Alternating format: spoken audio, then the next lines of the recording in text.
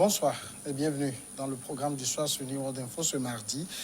Et dans le décryptage de l'actualité, pour commencer, nous parlons ce soir de la Libye, où le défi numéro 1 du nouveau Premier ministre sera d'unifier le pays. On va en parler tout de suite avec Mamadou Diouf, notre éditorialiste. Bonsoir Mamadou Diouf. Bonsoir Samuel.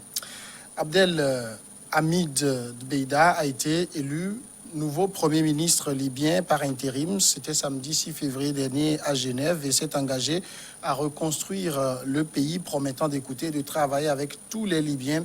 La reconstruction du pays ne fait que commencer, a-t-il laissé entendre. Mamadou Diouf, d'abord, avant d'en venir à ses propos, qui est le nouveau Premier ministre libyen? En tout cas, ce n'était pas du tout la personne attendue. Abdelhamid Beïda est un ancien collaborateur du président Kadhafi, quelqu'un qui était dans le cercle le plus proche du président Kadhafi et qui s'occupait surtout des questions financières, des questions de développement et autres. Actuellement, il dirige une holding qui intervient jusqu'au niveau de la Turquie.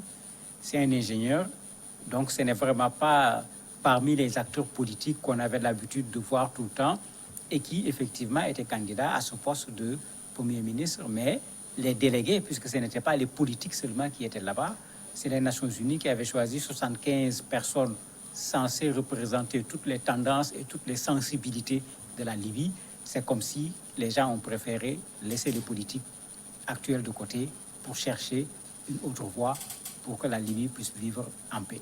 Alors, le fait de réussir à choisir cet homme, est-ce que ça montre qu'il y a une avancée très importante dans les discussions? On peut dire que c'est une avancée très importante puisque c'est ce que l'on craignait le plus, puisque les discussions devaient permettre de choisir un conseil présidentiel. Dans le conseil présidentiel, ils avaient pris 3 personnes, un de l'Est, un de l'Ouest, un du Sud. Ça veut dire qu'il n'y aura pas de mécontents parce qu'il y a un président et il y a 2 vice-présidents. Mais pour le poste de Premier ministre, il fallait que quelqu'un soit Premier ministre. Et bien sûr, la personne va être soit de l'Est, soit de l'Ouest, et la personne ne pourra pas appartenir aux 3 zones géographiques les plus importantes au niveau de la Libye. L'autre élément, il ne faut pas qu'on oublie que depuis fort longtemps, les Nations Unies sont en train de faire presque cavalier seul en essayant de faire en sorte que les Libyens eux-mêmes règlent le problème libyen. On avait parlé ici des rencontres au niveau de la Tunisie et cette rencontre n'est que la suite des rencontres au niveau de la Tunisie. Et c'est pourquoi c'est une réussite parce que quoi qu'on dise, même si à chaque fois il est difficile d'aboutir à des résultats, en mettant les Libyens entre eux, en les éloignant un peu des influences extérieures, parce que c'est un peu la stratégie utilisée par les Nations Unies. On leur fait quitter la Libye, on les amène quelque part, on leur dit mais vous avez 5 jours pour faire telle chose. C'est comme des plénipotentiaires, vous devez sortir avec un élément donné. Jusqu'à présent, ça marche. Et on peut dire que la nomination de ce Premier ministre est une avancée, puisque ça lance déjà le processus pour des élections que les Nations Unies considèrent comme la solution en termes de sortie de crise. Mais est-ce que Abdelhamid Beïda a au moins une assise au plan national? Oui, il est très bien connu. Le problème, c'est que la Libye aujourd'hui, est-ce qu'on peut parler de national?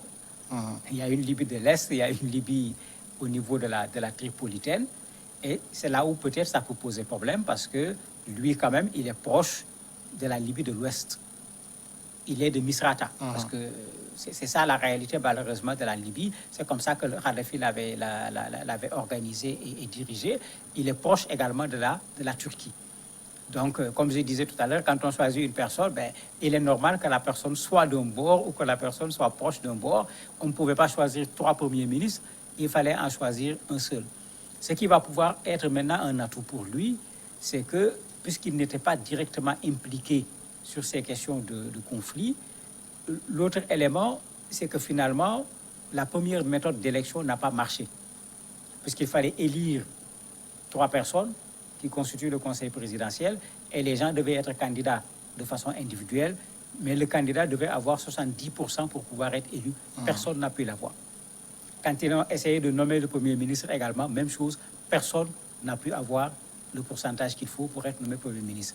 Il a été élu sur la base d'un ticket où on a pris quelqu'un pour être le Premier ministre, plus 3 autres personnes pour être le président et les 10 vice-présidents du conseil, du conseil présidentiel. Ça fait que chaque ticket avait déjà organisé une sorte d'équilibre pour faire en sorte que le ticket soit représentatif de la Libye. Espérons que sur cette base, ils vont pouvoir effectivement être reconnus par les Libyens et surtout soutenus pour que la Libye sorte de cette situation de conflit. Alors, c'est la grande question à résoudre. Quelle a été la réaction des deux camps rivaux au niveau de la Libye? Fayez al-Sarraj a réagi très favorablement, ce qui n'est pas une surprise, puisque je disais qu'il était de Misrata, il était proche des Turcs, alors que tout le monde sait que les Turcs soutiennent Fayez al-Sarraj. On attend la réaction du général Haftar, on ne l'a pas encore véritablement vu, parce que bon, du côté de l'Ouest, il y a Aguila Saleh qui était là, qui était candidat, mais qui n'a pas réussi à pouvoir passer au niveau des élections nominatives personne par personne. Quand ils ont constitué une liste également, leur liste n'a pas pu passer, c'est cette liste qui est passée. On attend véritablement cette réaction de l'Est parce que on se dit qu'il y a deux défis ici. Le premier, c'est d'abord l'acceptation et qu'on le voit de façon claire de la part du maréchal lui-même, puisque c'est lui aujourd'hui la grosse équation. La deuxième étape, c'est qu'il va falloir mettre en place ce qu'ils appellent un gouvernement transitoire, parce qu'il ne parle même pas de transition, il parle de gouvernement transitoire. Et dans ce gouvernement transitoire, la composition également va participer à l'acceptation surtout de la partie Est, puisque le Premier ministre est au niveau de l'Ouest. Certainement, dans la distribution des portefeuilles, on va essayer de recréer un équilibre pour que l'union qui est recherchée, qu'on puisse avoir une institution libyenne, qu'on ne parle plus d'une institution de l'Ouest et d'une institution de l'Est, qu'on puisse réussir une telle initiative. Techniquement, sa nomination annihile les pouvoirs des deux autres. Mais bien sûr, il est clair que, parce qu'on l'oublie, le GNA avait été élu de la sorte. Mais c'est la résistance du maréchal Haftar qui a abouti à cette division de la Libye. Mais le GNA, au départ, avait pour but d'organiser des élections. Ils avaient un mandat d'1 an, renouvelable une seule fois. Ils se sont retrouvés avec le double sans pour autant pouvoir organiser les élections. Mais cette fois, la démarche est différente. Il y a une pression quand même très forte que les Nations Unies sont en train aujourd'hui d'exercer pour pouvoir réussir cela. Il ne faut pas qu'on oublie que c'est énormément d'argent qui ont été investis déjà pour arriver là où ils en sont. Et c'est énormément d'argent qui le seront également pour arriver à la fin du processus.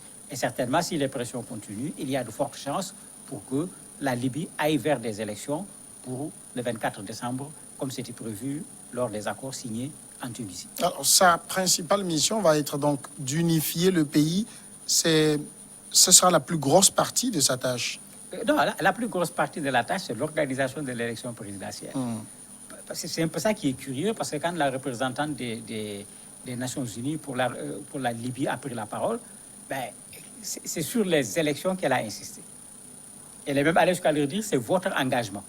Puisqu'effectivement, il y a eu des rencontres préalables où les gens s'étaient engagés. Maintenant, pour réussir ces élections, bien sûr, il faut cette unité nationale. Mais j'ai l'impression que les Nations Unies sont en train de faire comme elles le font d'habitude, mettre l'accent sur les élections, comme si en organisant les élections, le problème était de fait résolu, alors que plusieurs fois, on a vu l'organisation des élections n'a pas permis de mettre fin à des conflits. Donc, son objectif principal, c'est l'organisation des élections présidentielles le 24 décembre de cette année. Maintenant, le défi, c'est de pouvoir mettre les Libyens ensemble pour que des organisations reconnues, acceptables, transparentes soient organisées pour qu'à l'issue des élections, qu'il n'y ait pas de contestation et qu'on ait traversé toute cette période pour retourner ensuite à la case de départ. Et aujourd'hui, est-ce qu'il a les moyens pour réussir cette mission? Je me dis qu'avec le soutien des Nations Unies, il en a les moyens. Il a très certainement le soutien de la Turquie, puisque les médias libyens sont très clairs. C'est quelqu'un qui était proche de la Turquie, qui fait des affaires même au niveau de la Turquie. Donc, il y a des possibilités pour qu'avec des soutiens de taille, que la personne puisse réussir sa mission. Mais moi, je me dis que le soutien le plus important doit venir de la population libyenne elle-même. C'est elle qui subit depuis la mort, avant la mort même, depuis les affrontements pendant que Kadhafi était là jusqu'à aujourd'hui. Si elle veut s'en sortir, elle doit se lever comme pratiquement un seul homme et dire, mais il y a un processus qui est là, c'est le premier qui a réussi à aller jusqu'à ce niveau. Il faut que les populations veillent à ce que cette procédure-là aille à son terme et qu'elle aille à son terme dans le sens de l'intérêt de la Libye. C'est vrai que pour le moment, les Nations Unies, on peut fermer les portes aux autres, mais bien que la porte soit fermée, celui qui est élu, il est clair que c'est quelqu'un qui est très proche de la Turquie, alors que tout le monde connaît l'implication de la Turquie dans la crise libyenne du côté de la partie de Tripoli. Il a combien de temps pour réussir à sa mission qui est d'organiser des élections? Curieusement, c'est 10 mois. 10 mois alors qu'il doit faire... D'abord, il doit mettre en place son gouvernement. Il a 21 jours pour le faire. Il a 21 autres jours pour faire accepter ce gouvernement par le Parlement.